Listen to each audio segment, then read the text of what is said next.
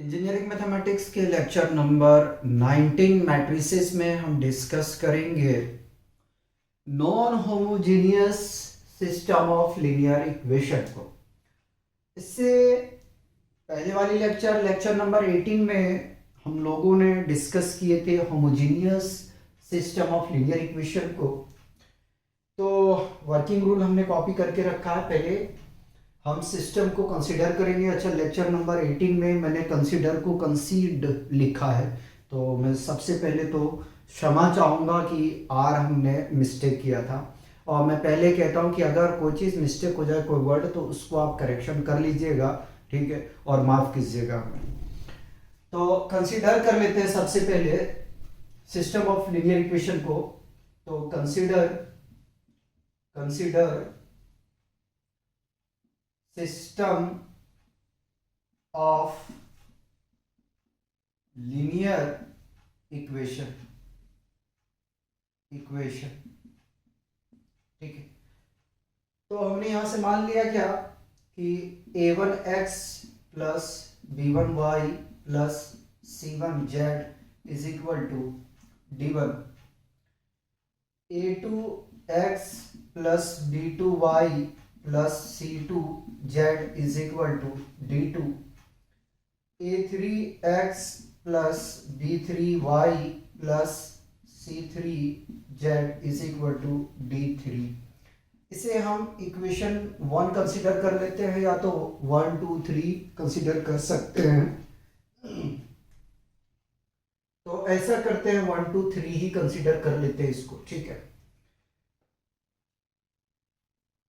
ध्यान दीजिएगा, इसे हमने इक्वेशन 1 कहा, इसे इक्वेशन 2 कहा, इसे इक्वेशन 3 कहा। आराम से समझिएगा। पहले मैं फर्स्ट होमोजेनियस पे लेके चलता हूं, फिर नॉन होमोजेनियस का स्टेटमेंट देखेंगे। तो सबसे पहले होमोजेनियस में हम लोग क्या करते थे कि मैट्रिक नोटेशन में कन्वर्जन करते थे। इसको भी हम उसी प्रकार से कर लेते हैं। तो हम लिखते हैं in matrix notation matrix notation में करेंगे तो किस फॉर्म में करेंगे, ax is equal to b, क्योंकि नॉन होमोजीनियस को हम लोग स्टडी कर रहे हैं, होमोजीनियस को नहीं कर रहे हैं। तो होमोजीनियस में हमने देखा था कि जो ax होता है वो 0 के बराबर, यानी कि नल मैट्रिक्स के बराबर होता है, ठीक है। लेकिन नॉन होमोजीनियस में क्या होगा, तो नॉन होमोजीनियस में यह होगा कि ax is equal to b होगा। मतलब कि अब जो नॉन होमोजेनियस में हमें सिस्टम ऑफ लीनियर इक्वेशन जो मिलेगा हमें, उसमें क्या होगा कि 0 के इक्वल में कुछ ना कुछ कांस्टेंट टर्म हमारे पास में दिया जाएगा, ठीक है। तो अगर इसको हम कन्वर्जन करने जाएंगे तो a1 a2 a3 b1 b2 b3 c1 c2 c3, ठीक है। ए हमने बना लिया। अब x का हम बनाते हैं। जानते हो आप ए होता क्या है, ए के बारे में आपको बता चुका हूं कि कोएफिशिएंट ऑफ x होता है, x हमारा वेरिएबल होता है। तो x y z 3 अननोन है, और b हमारे पास में दिया गया है क्या, d1 d2 और d3। यहां तक मेरे हिसाब से कोई प्रॉब्लम नहीं क्रिएट होना चाहिए। इसे हम इक्वेशन 4 मान लेते हैं और आगे में चलते हैं। अब जो non homogeneous system of linear equation हमें मिलेगा, तो बाबू इसमें क्या करना पड़ेगा, एक वर्ड को इंट्रोड्यूस करना पड़ेगा, एग्यूमेंटेड मैट्रिक्स में अब इसको कन्वर्जन करना पड़ेगा। तो कैसे करेंगे, सबसे पहले लिखते हैं एग्यूमेंटेड, ठीक है, मैट्रिक्स, ठीक है, एग्यूमेंटेड मैट्रिक्स, ठीक है। हमने यहां पे बना लिया। अब बनाना है इसको कैसे, तो बनाना है इस प्रकार से कि a1 a2 a3 इनको कॉपी करेंगे, b1 b2 और b3, c1 c2 c3, ठीक है। और यहां पे डॉटेड लाइन लेके अब चलोगे, ठीक है। क्या चलोगे, डॉटेड लाइन, और d1 D2 और D3, इनको क्या करोगे आप मेंशन करोगे, ठीक है। और ए एग्यूमेंटेड बी, ठीक है, मैं इधर लिख देता हूं, उधर कट जाएगा, सही नहीं होगा, ठीक है। तो इस तरीके से आपको क्या करना है कि मैट्रिक्स सबसे पहले आपको बना लेना है, ठीक है। एग्यूमेंटेड बनाओगे, किसका बनाओगे, ए और बी का, ठीक है। तो यहां तक तो जो ये हमने लेके चला है प्रोसेस, ये नॉन होमोजेनियस का है। यहां तक हमने जो बात किए थे वो होमोजेनियस का बात किए थे। अब आगे में अगर बढ़ेंगे तो देखेंगे कि वर्किंग रूल जो है वो नॉन होमोजेनियस का काफी ज्यादा होता है, काम काफी ज्यादा करना पड़ता है। आज हम स्पेशल केस नहीं करेंगे, आज हम आपको सिर्फ 1 से 2 क्वेश्चन या तो 3 क्वेश्चन में आप लोग को करवा देंगे और पहले इसके थ्योरेटिकल पार्ट को कवर करने की हम कोशिश करेंगे। तो यहां तक मेरे हिसाब से कोई प्रॉब्लम नहीं होना चाहिए, ठीक है। अब आगे में आ जाते हैं कि non homogeneous system of linear equation को सॉल्व करने का हमारे पास प्रोसेस क्या क्या होगा, उसको अगर हम देखने के लिए जाए तो सबसे पहले मैट्रिक्स को किस में कन्वर्ट करना है, इस फॉर्मेट में करना है, ठीक है। उसके बाद में हमें एग्यूमेंटेड फॉर्म करना है, मतलब कि दूसरा ये तरीका होगा, ठीक है। सेकेंड वर्किंग रूल हमारा होगा। थर्ड केस में क्या करना है कि आपको रैंक फाइंड आउट करना है। किसका रैंक फाइंड आउट करना है, तो आपको रैंक फाइंड आउट करना है तो इस मैट्रिक्स का करना है। लेकिन एक बात मैंने जो है एक हमें और लिखना चाहिए, ठीक है। क्या लिखना चाहिए, मैं 7th में यहीं पे ऐड कर देता हूं, क्या कर देता हूं, 6 तक तो हमने किया, 7th में बाबू आपको ये करना है कि आपको ऑपरेशन करना है, रो ऑपरेशन, ठीक है, रो ऑपरेशन, ठीक है। और कौन सा आप रो, ओनली रो ऑपरेशन करोगे, ठीक है, कॉलम बिल्कुल नहीं करोगे, इचलन फॉर्म करोगे, रो ऑपरेशन बाय इचलन फॉर्म,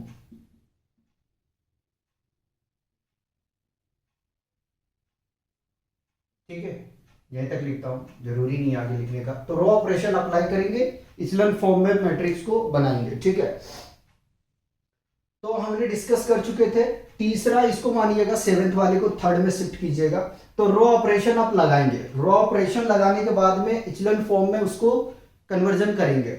उसके बाद में आप रैंक निकालेंगे, किसका रैंक निकालेंगे, तो रैंक निकालेंगे एग्यूमेंटेड मैट्रिक ए और बी का। उसके बाद में फिर रैंक निकालेंगे आप किसका, ए का, ठीक है।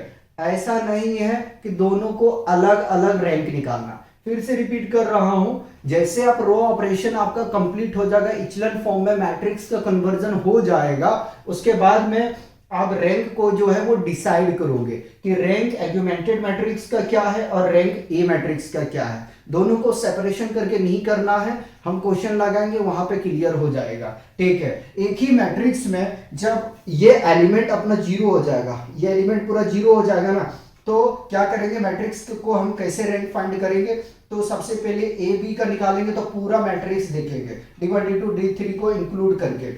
लेकिन जब ए मैट्रिक्स की हम बात करेंगे तो इस रैंक को क्या कर देंगे, हम डिलीट कर देंगे, ठीक है, डिलीट कर देंगे। जो बचेगा एलिमेंट उसके हिसाब से रैंक को हम डिसाइड करेंगे कि कितना आ रहा है। अब आगे में आ जाते हैं, इसका कुछ केस है, उस केस को हम डिस्कस करते हैं। कह रहा है कि यदि rank A B not equal to rank of A, then the system is inconsistent and have no solution। यदि रैंक एग्यूमेंटेड मैट्रिक्स का और रैंक ऑफ ए मैट्रिक्स आपस में बराबर नहीं होगा तो सिस्टम जो आपका होगा वो इनकंसिस्टेंट हो जाएगा। और इनकंसिस्टेंट अगर सिस्टम हो गया तो उसमें कोई भी सॉल्यूशन आपको नहीं मिलेगा, नो सॉल्यूशन। आगे में चलते हैं। If rank augmented matrix AB is equal to rank of A is equal to number of unknown, then the system is consistent and have unique solution। यदि rank of AB में बोलता हूं, ठीक है, augmented नहीं बोलूंगा, ठीक है। यदि rank AB बराबर हो जाए रैंक A के और बराबर हो जाए नंबर ऑफ अननोन के, तो जो सिस्टम हमारा कहलाता है वो कंसिस्टेंट सिस्टम कहलाएगा और उसका जो सॉल्यूशन होगा वो यूनिक होगा, ठीक है, मतलब एक ही सॉल्यूशन होगा, ठीक है, यूनिक में यही आता है। आगे में अगर थर्ड केस में हम पूछे तो if rank A B is equal to rank A, ठीक है, less than number of unknown, then the system is consistent. यदि रैंक ए बी का और रैंक ए का कम हो जाए नंबर ऑफ अननाउन से, तो उस केस में जो हमारा सिस्टम कहलाएगा वो कंसिस्टेंट कहलाएगा। लेकिन इसका जो सॉल्यूशन होगा वो इन्फिनाइट सॉल्यूशन होगा। और इन्फिनाइट सॉल्यूशन के लिए हम लोगों ने होमोजीनियस में ये जाना कि फ्री वेरिएबल बराबर होता है हमारा number of unknown minus rank of A. बताइए यहां तक कोई कंफ्यूजन है? हमने एक ये भूल गया था भाई, मैं सॉरी चाहूंगा, रो ऑपरेशन अप्लाई करना है ओनली, ठीक है, ओनली रो ऑपरेशन अप्लाई करना है, ठीक है, ये बात ध्यान में रखिएगा। मैं कहाँ लिखूं यार, जगह है नहीं, इचलन फॉर्म लिखूंगा तो अच्छा नहीं है, इसलिए मैंने उसको डिलीट कर दिया था, मिटा दिया था। तो बताइए यहाँ तक कोई कंफ्यूजन है? तो इसमें मैं चार्ट नहीं बना रहा हूँ, ठीक है, थोड़ा सा ऐसा ही हो रहा है तबीयत वगैरह का। तो डायरेक्ट हम क्वेश्चन पे आते हैं, पहले इसको आप कॉपी करेंगे।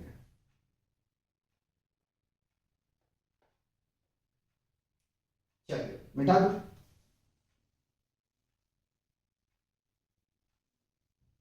एनपी वाली में दिया हुआ वो चार्ट आप लोग देख लीजिएगा।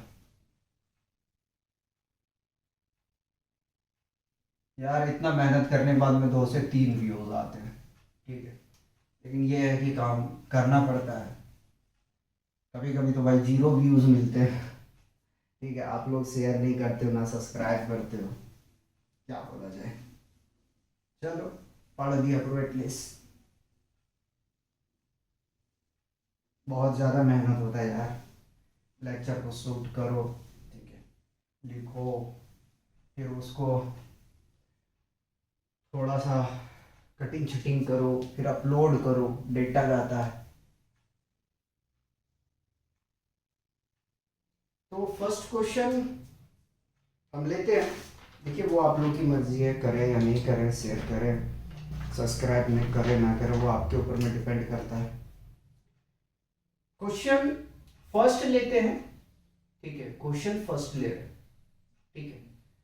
फर्स्ट क्वेश्चन में हमसे कह रहा है show that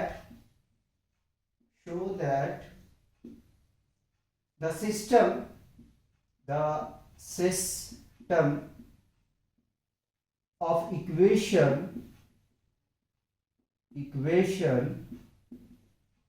is not consistent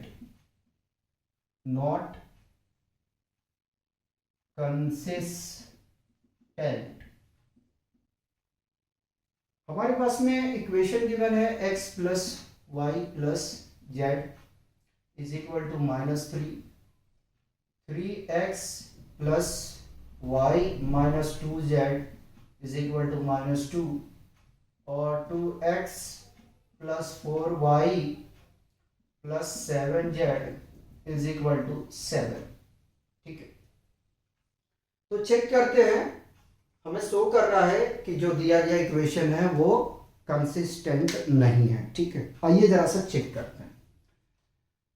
सबसे पहले तो हमने सॉल्यूशन लिखा, ठीक है, सबसे पहले हमने क्या किया, सॉल्यूशन लिखा। सॉल्यूशन लिखने के बाद में हमने लिखा in matrix notation, matrix notation होगा ax is equal to B के फॉर्म में, ठीक। तो 1 3 2 1 1 4 1 -2 7, ये हमने कोफिशिएंट ऑफ x लिख लिया, ठीक है, कोफिशिएंट ऑफ x लिख लिया हमने। और y और z एक को नहीं लिखा है, पर्टिकुलर x को कहना गलत हो जाएगा, ठीक है। x y z का हमने कोफिशिएंट लिख लिया।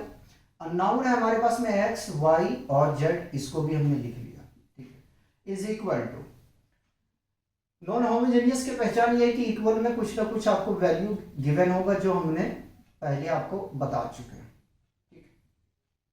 बताइए यहां तक कोई कंफ्यूजन है तो चले बढ़े आगे। अब क्या करना है, इसको हम इक्वेशन 1 2 3 मान लेते हैं, ठीक है, और इसको हम 4 मानते हैं। इक्वेशन बनाने में कोई प्रॉब्लम नहीं है, ठीक है। अब बनाते हैं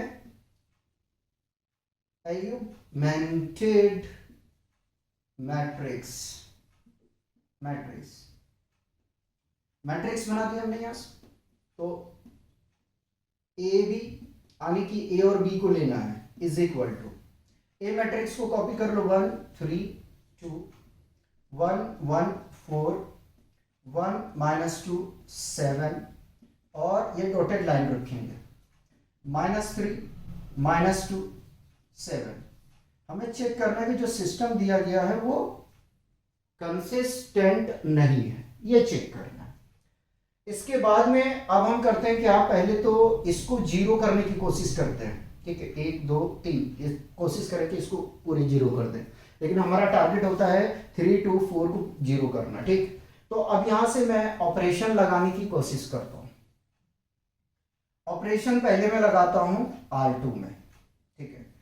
R2 -3 times of R1, R3 में लगा रहा हूं तो R3 -2 टाइम्स ऑफ R1, ठीक है। हम यहां पे ऑपरेशन अप्लाई कर चुके हैं। नाउ जो एलिमेंट का आप चाहे तो इस तरीके से चल सकते हैं लेके, ठीक है।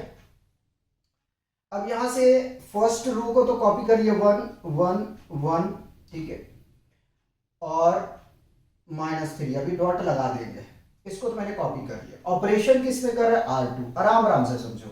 R2 हमारे पास में है 1 1 1 -3, ठीक है। इसमें प्रोडक्ट हमें करना है, R2 को पहले लिखना चाहिए, चलिए ऊपर लिख देता हूं। तो 3 1 -2 -2, ठीक है। इसको प्रोडक्ट करेंगे तो ये बन जाएगा भाई -3 और ये बन जाएगा -3, ये बन जाएगा -3 और ये बन जाएगा +9, ठीक है। अब देखो ये तो मिल गया भाई 0, यहां से -2 -5 और यहां से मिल जाएगा आपको 7, ठीक है। तो इसको कॉपी कर लेते हैं 0 -2 -5 और 7, ठीक है। अब ये डॉटेड लेके चल रहा हूं। उसी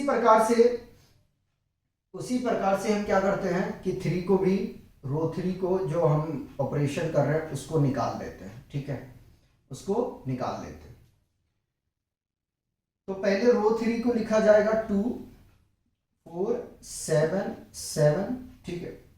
प्रोडक्ट 2 से कर रहे हैं, इसको किया जाएगा -2 -2 -2 और +6, ठीक है।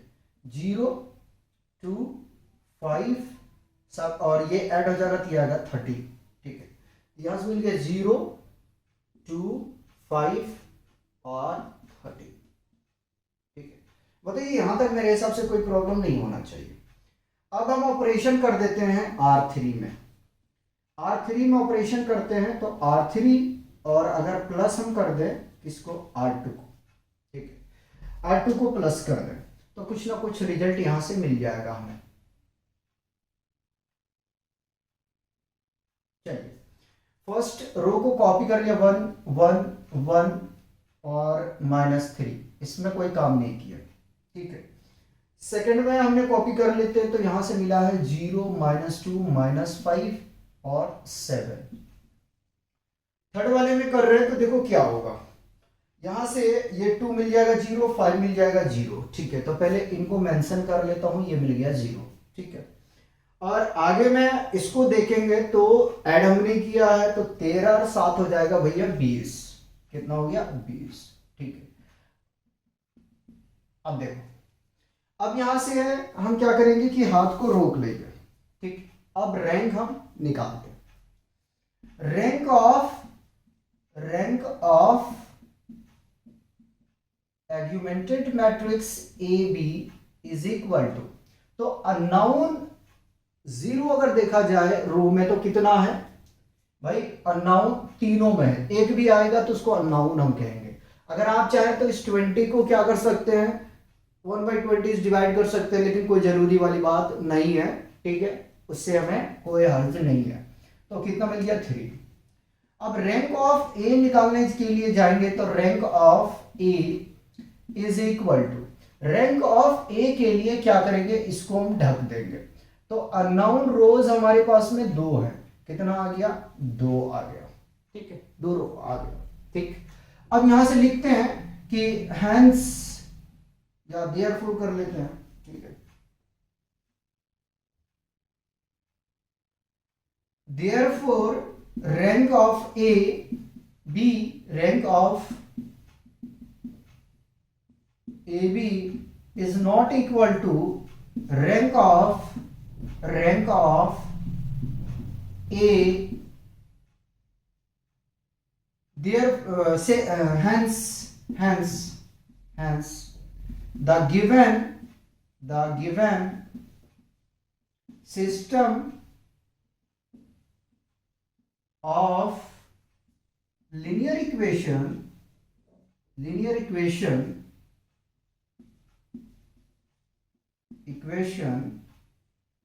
is not consistent and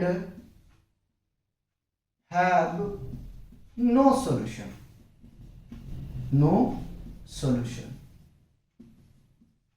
ठीक है। ये पूरा आपका कंप्लीट हुआ क्वेश्चन फर्स्ट। इस तरीके से आपको क्या करना है, सॉल्व करना। पहले इसको कॉपी करेंगे और क्वेश्चन कराते हैं। मिटा दिया जाए, इजाजत है।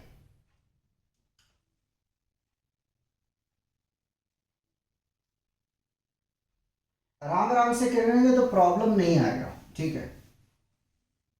मैट्रिक्स में थोड़ा सा मिस्टेक होने के चांसेस जो होता है वो बहुत ज़्यादा रहता है, एरर ज़्यादा रहता है, इसमें गलती होने का बहुत ज़्यादा इसका होता है। परसेंटेज जो होता है मैथमेटिक्स का और चैप्टर है, और इस चैप्टर में खतरा ये रहता है कि अगर थोड़ा सा माइंड आपका डाइवर्स हुआ ना तो आप मिस्टेक कर बैठेंगे, ठीक है। या आपकी गर्लफ्रेंड की याद आ गई, ब्रेकअप हो गया अगर मान लो, ठीक है, तो भी आपसे क्वेश्चन मिस्टेक हो जाएगा, ठीक है।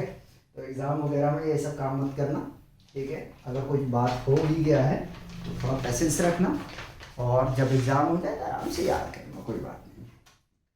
इंपॉर्टेंट क्वेश्चन है क्वेश्चन टू इंपॉर्टेंट है, ठीक है। तेरा using matrix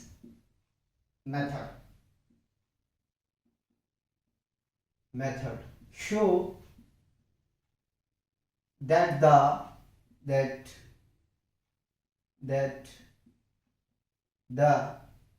equation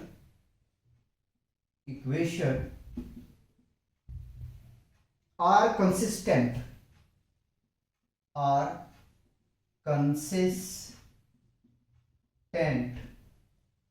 and hence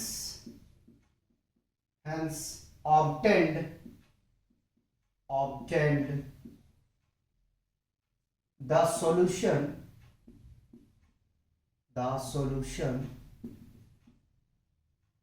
for x, y and z। Equation है भैया आपके पास में 3x plus 3y plus 2z is equal to 1। दूसरा इक्वेशन है x plus 2y is equal to 4। तीसरा इक्वेशन है भाई 10y plus 3z is equal to -2। और फोर्थ इक्वेशन है 2x minus 3y minus z is equal to 5। देखो time taken question है, ठीक है। आराम से इसको करेंगे, घबराइएगा मत, थोड़ा टाइम लगेगा इस क्वेश्चन को सॉल्व करने में, ठीक। तो पहले हम मैट्रिक्स नोटेशन में चलते हैं, सॉल्यूशन लिख देता हूं और मैट्रिक्स नोटेशन में चलते हैं। In matrix notation ax is equal to b, ठीक है। इस फॉर्म में हमें क्या करना है, नोट करना है। तो नोट करते हैं, पहले कोफिशिएंट लिखते हैं x का, y का और z का, तीनों का, ठीक है। तो 3 बाद में है 1, फिर मिलेगा आपको 0, फिर मिलेगा भाई 2, y के लिए 3, 2, 10 -3, z के लिए देखेंगे तो 2 मिल जाएगा, 0 मिल जाएगा, 3 मिल जाएगा, -1 मिल जाएगा। ठीक है, तो ये कोफिशिएंट हमने लिख चुके हैं। ठीक है, ए का कह रहे हैं एक्स वाई जेड का, एक्स वाई और जेड 3 हमारे पास अननोन है। ठीक है, और D1 D2 D3 D4 हमारे पास दिया है 1 4 -2 और 5। ठीक है, ये नोटेशन जब आपके पास में हो जाए उसके बाद में अब मूव करेंगे, कहाँ मूव करेंगे, एग्यूमेंटेड पे, एग्यूमेंटेड मैट्रिक्स।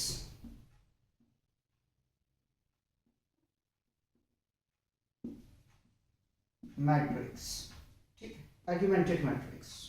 ठीक है,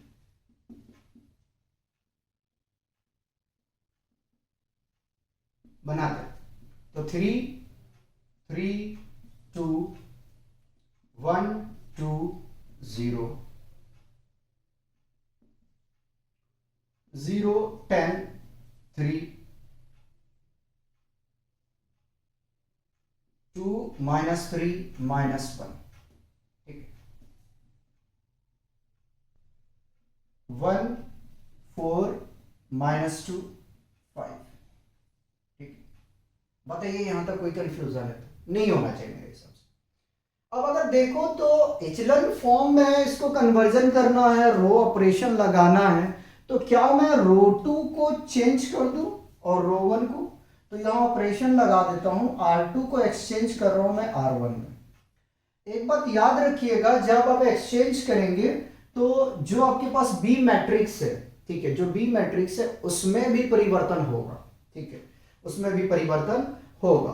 तो मैं परिवर्तन यहां करना स्टार्ट करता हूं, चेक करेंगे, कटना नहीं चाहिए। तो ये बनेगा भाई 1 2 0 4 3 3 2 1 1 को बड़ा करो थोड़ा सा, 0 10 3 -2 और 2 -3 -1 5। चेक कर लो। ठीक है, अब आगे में बढ़ते हैं।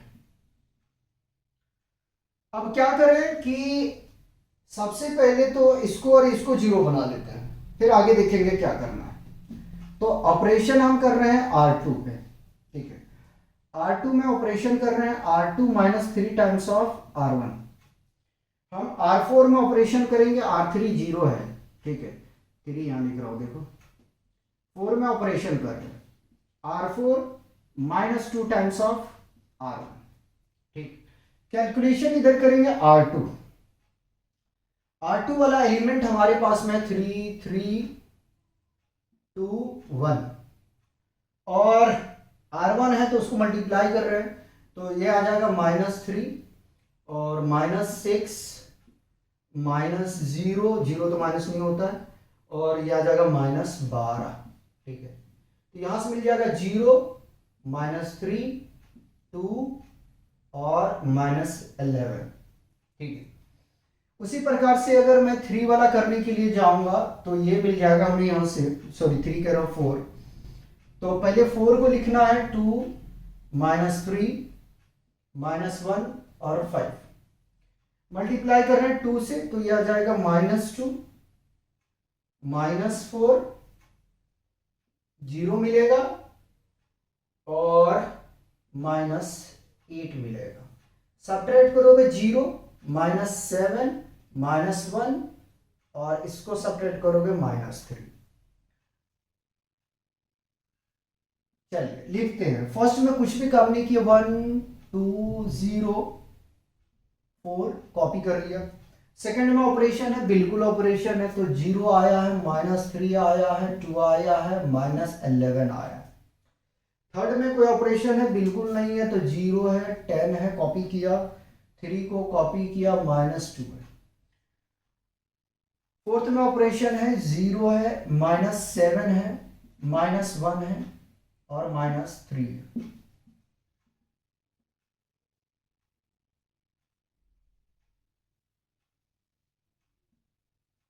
ठीक, अब क्या करोगे जरा सा सोचो,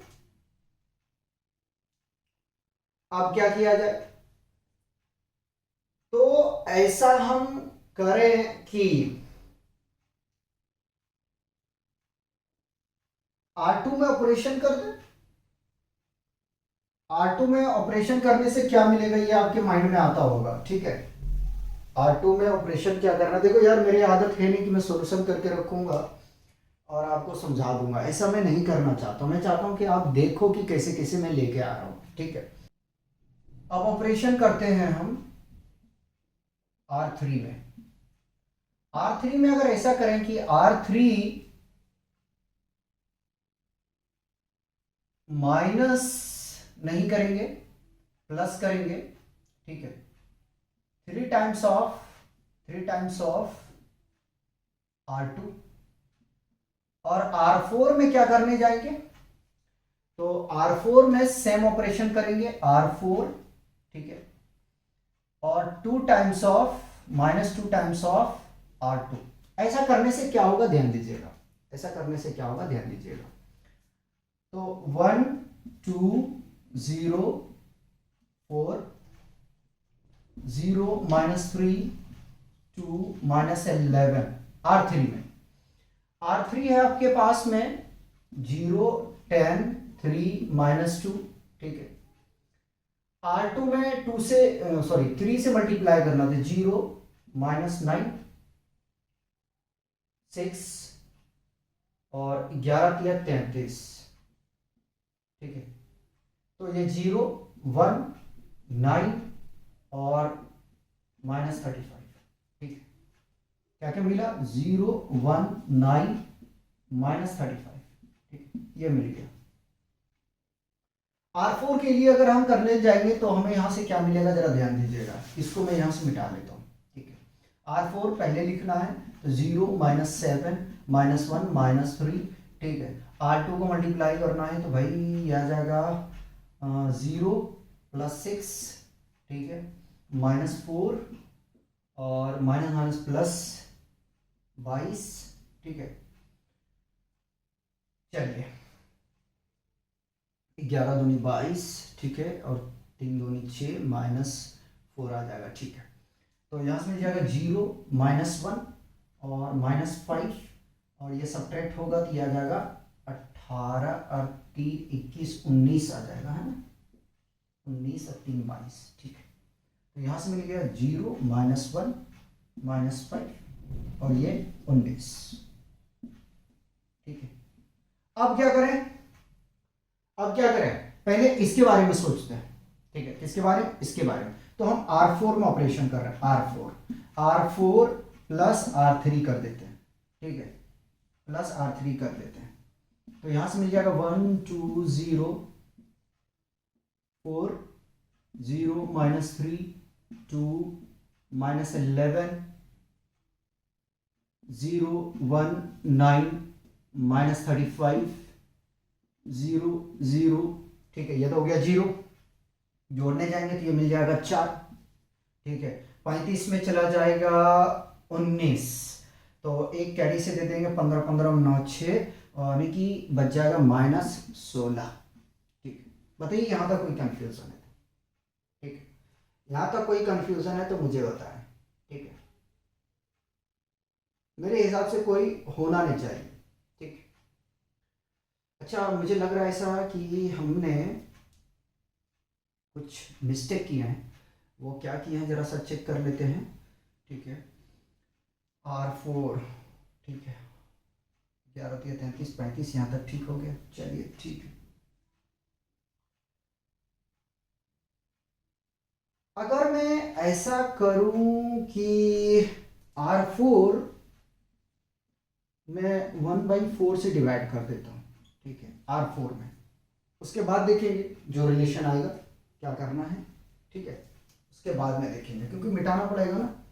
तो ऐसे भी एक रिलेशन हम यहाँ ले लेते हैं, आई थिंक यहाँ आ जाना चाहिए, यहाँ पे आ जाना चाहिए। देखो स्लो कर रहा हूँ जानबूझ के, मैं जानबूझ के स्लो कर रहा हूँ, ठीक है। ये 4 है भाई, ये आ जाएगा 0 -3 2 11 माइनस का, ठीक है। और यहाँ से मिल जाएगा 0 1 9 और -35, ठीक है। 0 0 और डिवाइड करेंगे तो ये आ जाएगा 1 और ये आ जाएगा -4, ठीक है। बताइए यहाँ तक कोई कंफ्यूजन है? अब अपने को करना ही है यार, अब अपने को ये करना है, अब अपने को ये करना है कि अगेन हम ऑपरेशन अप्लाई कर रहे हैं। किसमें अप्लाई कर रहे हैं? इसमें, ठीक है। लेकिन इसमें अप्लाई करेंगे तो काम बनेगा, उससे पहले हमें ये करना पड़ेगा कि इसको 0 कर देते हैं, ठीक है। तो अब R3 में ऑपरेशन कर रहे हैं, ठीक है। R3 में ऑपरेशन कर रहे हैं, तो R3 प्लस, इसको 3 से मल्टीप्लाई कर दिया मैंने R3 को, प्लस R2, ठीक है। 1 2 0 4 0 -3 2 -11 0 0 1 -4, ठीक है। ये 0 मिल जाएगा, ये 0 मिल जाएगा, ठीक है, ठीक है। तो यहाँ से आ जाएगा 9 या 27, ठीक है, और -35, ठीक है। इसको घटाएंगे तो कितना आ जाएगा अपने पास में? 15 में 7 चला जाएगा, 9 बचेगा, माइनस का 9, ठीक है। ये आ गया माइनस का 9, ये आया भाई, ठीक है। 27 2 चला जाएगा ना, ये हो जाएगा, ये हो जाएगा आपके पास में 29, सॉरी ये आ जाएगा 29। और मैंने मिस्टेक तो नहीं किया, सॉरी, मैं चाहूँगा, माफ़ी चाहूँगा अगर मिस्टेक हुआ हो तो, ठीक है। इसको मल्टीप्लाई कर 29 27 27 2 29, ठीक है। यहाँ पे ये आ जाएगा आपके पास में 35 -35 मल्टीप्लाइड बाई 3, 5 दिया 15 का 5, ठीक है। 3 दिया 9 9 9 और 1 10, 105 105 में से 11 जोड़ देंगे भैया, 116 आएगा ये, ठीक है, -116, ठीक है। अब करते हैं ये कि R3 में ऑपरेशन कर रहे हैं, 1/29 से हम डिवाइड कर देते हैं भाई R4 को, ठीक है। R4 को पहले देख लो, कटना नहीं चाहिए, आ जाएगा, ठीक है। थोड़ा सा मैं इसको यहाँ से लेता हूँ इधर, तो यहाँ से हमें मिल जाएगा 1 2 0 4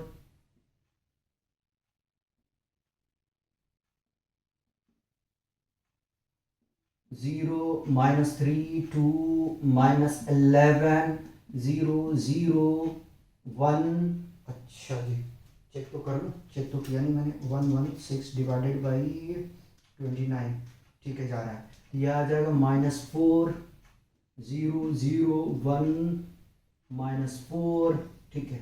यहाँ तक पहले कॉपी करेंगे, यहाँ तक कॉपी करेंगे, मिटाना है मुझे, तो इसको मैंने रफ कर लिया, ठीक है, इसको मैंने रफ कर दिया।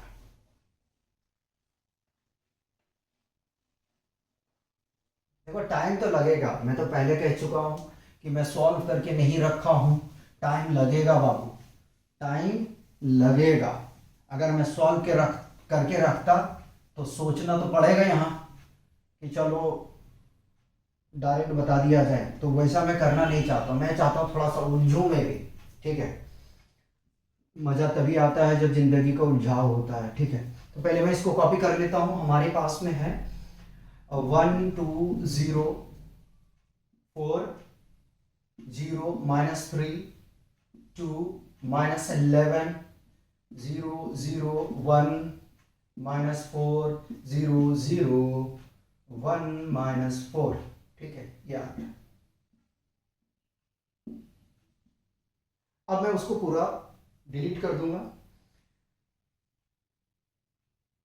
कोई गलत तो नहीं है, गलत होगा तो गड़बड़ हो जाएगा, मिला लो जरा सा, ठीक है, ठीक है।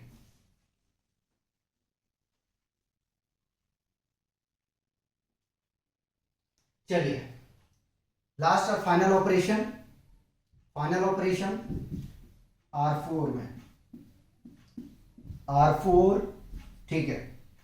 पहले इसको देखते हैं, माइनस करना है भाई किसको, R3 को, ठीक है।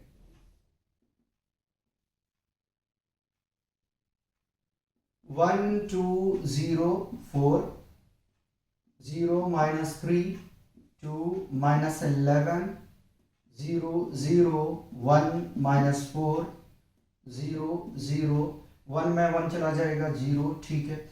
-4 रखा, माइनस माइनस प्लस, ये भी तो हो गया 0, ठीक है। अब हम अपनी मंजिल तक पहुंच चुके हैं, ठीक है, हम अपनी मंजिल तक पहुंच चुके हैं, ठीक। इससे ज़्यादा अब हम नहीं कर पाएंगे कुछ, ठीक है। तो अब यहाँ से निकालते हैं रैंक। तो rank of A augmented B, इसको स्क्वायर में लेते हैं, ठीक है, इज इक्वल टू, अनाउन कितने हैं 1 2 3, ठीक है।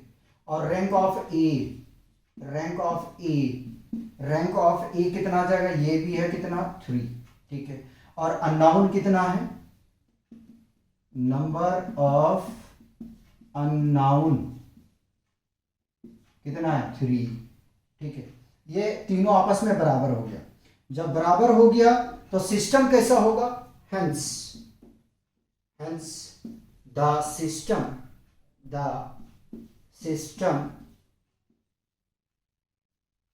is consistent and have unique solution। कैसा सॉल्यूशन होगा, यूनिक सॉल्यूशन होगा। जब यूनिक सॉल्यूशन होगा तो हमें निकालना पड़ेगा एक्स वाई जेड का वैल्यू, ठीक है। अब कंपेयर कर रहा हूं भाई, एक्स वाई जेड है ना, ठीक है। तो x प्लस 2y, ठीक है, जेड लेके नहीं चलते, इज इक्वल टू 4, इक्वेशन 1 माना मैंने इसे, ठीक। -3y plus 2z is equal to -11, equation 2 हो गया। और z इज इक्वल टू -4, ठीक, ये इक्वेशन 3 है। तो देखो z का तो वैल्यू हमारे पास में -4 पहले से है, और अगर इक्वेशन 2 में z की वैल्यू पुट करेंगे तो हमारे लिए काम आसान हो जाएगा। Putting the value of z in equation 2 में रखेंगे तो -3y plus 2 into -4 is equal to -11, ठीक है। तो -3y -8 इज इक्वल टू -11, 8 को उधर शिफ्ट करो तो -3y is equal to -11 plus 8, 3y is equal to -3, minus से माइनस एलिमिनेट हो जाएगा, तो y इज इक्वल टू कितना जाएगा 3/3, कैंसल आउट करोगे तो y का वैल्यू मिल जाएगा यहाँ से 1, ठीक है। जब z और y का वैल्यू आ चुका तो x हमारे निकालना कोई बड़ी बात नहीं है, y की वैल्यू इक्वेशन 1 में रख देते हैं, ठीक है। तो putting the value of y in equation 1 में रख रहे हैं, तो x प्लस 2 इंटू वाई की वैल्यू 1 इज इक्वल टू 4, तो x plus 2 is equal to 4, x is equal to 4 minus 2, x is equal to कितना आ जाएगा 2 आ जाएगा, ठीक है, ये आ गया फाइनल स्टेटमेंट। और अपना आंसर कंप्लीट कर रहा हूं, hence the required value of x, y and z is क्या क्या आने वाला है भैया, तो x का नाम पहले आया है